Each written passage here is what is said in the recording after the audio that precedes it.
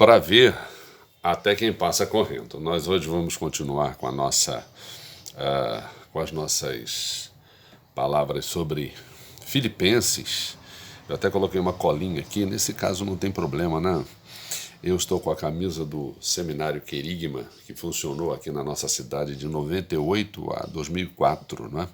Formamos 2 ou 3 turmas e o diploma saía pelo Seminário Congregacional do Rio de Janeiro. Um bom desafio, tomara que volte a funcionar, né?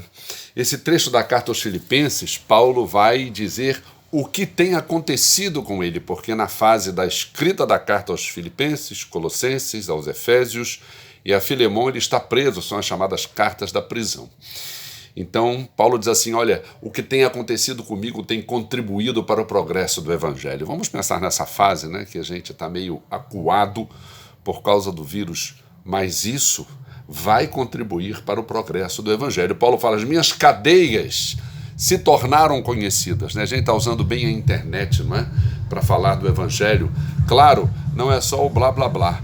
É o nosso exemplo de vida, é a presença profética da igreja na sociedade. Claro que isso conta.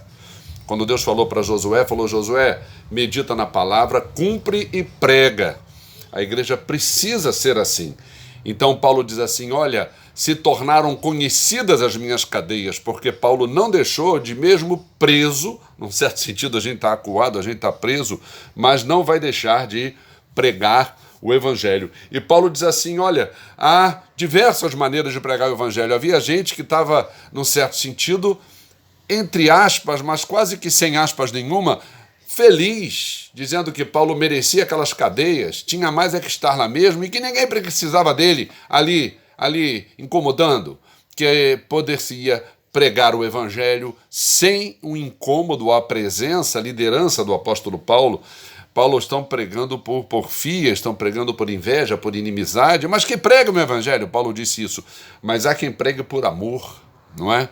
E Paulo diz, olha, o meu caso é esse, eu prego o Evangelho por amor. Quem pregue por incumbência, Paulo na carta aos Coríntios diz, olha, ai de mim se não pregar o Evangelho, sob mim pesa a sua obrigação, mas não é uma obrigação no sentido de contrariedade, de fazer coisa forçada, precisamos pregar o Evangelho por amor. Paulo está nos ensinando isso, pelo valor do Evangelho, pelo valor que representa a salvação, pela ansiedade que Deus tem por salvar. Lembra da vocação de Isaías? Quem há de ir por nós? Por nós, a Trindade, ela converte, mas ela também envia, não é? Então, Paulo diz assim, olha, Cristo está sendo pregado, e eu estou me regozijando por isso, não é? O próprio testemunho de Paulo e outras pessoas, ainda que, do mesmo modo que Paulo, por amor, não é? Querendo Paulo consigo, querendo que Paulo saísse da prisão, orando por ele, mas sem medo de ir parar na mesma prisão, estavam pregando o Evangelho. Então Paulo diz, eu estou alegre. Alegria na carta aos Filipenses, já mencionamos no slide passado nesse, e vamos mencionar em outros, toda hora Paulo fala em alegria, mesmo dentro da circunstância em que ele se encontra. Nós estamos numa circunstância em que a todo momento o susto, o medo, a tristeza nos assaltam. E alegria no sentido bíblico não é gargalhada, não é euforia. Tiago diz na carta dele, tende por motivo de toda a alegria, ele não fala de só alegria, toda, ou passardes por provações, ele não fala passagem por provações, fala por várias provações, não é? Então nós vamos vencer, enfrentar isso, que a gente, essa circunstância, o que nos tem acontecido, o Evangelho vai continuar sendo determinante na nossa vida, né? E Paulo diz, olha, eu tenho uma ardente expectativa em relação a vocês, mesmo aqui preso, e Cristo tem uma ardente expectativa em relação à igreja. Nós temos que ter uma ardente expectativa em relação ao papel que a gente tem que desempenhar. E ele diz aqui, olha, essa expectativa que eu tenho redunde em libertação. Claro, a libertação dele, ele mesmo diz, ele, olha, eu vou sair dessa, eu vou estar com vocês, tá? A libertação dele, mas a própria libertação nossa para o serviço, sem que a gente tenha amarras, peias, né? Lá em Hebreus, ele diz, nós temos que nos desembaraçar de todo o peso e do pecado que costuma nos assediar tenazmente. Vem de todo momento, de todo lado, essa hora agora, por exemplo, essa circunstância agora, Satanás não está tirando folga, não é? Então ele diz aqui, olha, libertem-se para servir a Cristo. Cristo está sendo engrandecido em mim, ainda que eu esteja preso. Isso é uma marca da igreja, né? Cristo está sendo engrandecido. Paulo ainda fala assim, no meu corpo, quer dizer, na vida toda dele, mesmo preso. Gente, sem internet. Na época de Paulo não tinha internet. Eu costumava dizer aos meus alunos na escola, olha, a internet foi inventada por quem não tinha internet.